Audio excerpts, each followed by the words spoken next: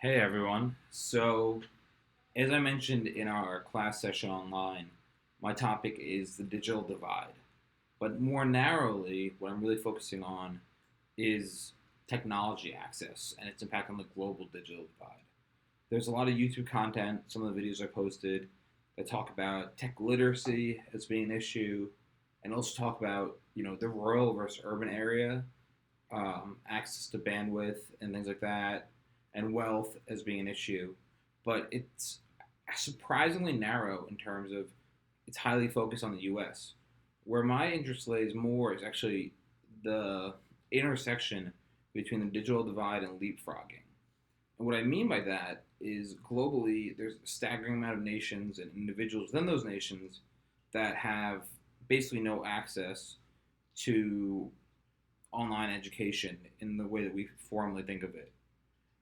And at the same time, those individuals, a lot of them don't have access to conventional computers, don't have access to wired internet, but what they do have increasingly is smartphones.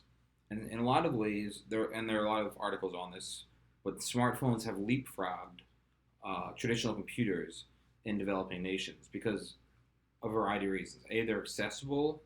B, they're lower cost, and three, they're more versatile.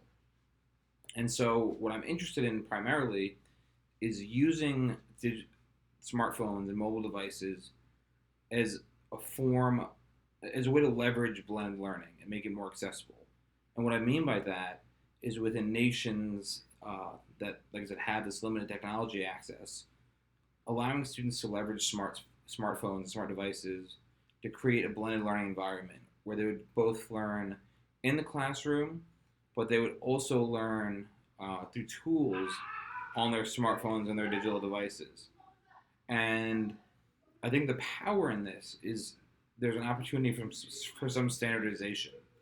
Right now, when we think about education, let's say in a developing nation, and students getting access to the secondary education system in the U.S. or any other wealthy nation, there's a very large lack in terms of metrics for evaluation and also access.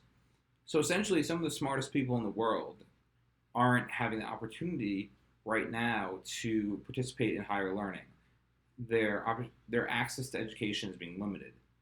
And so my project focuses on how smartphones specifically and the process of leapfrogging and potentially programs that would standardize education across these platforms could in turn work to bridge the digital divide of education.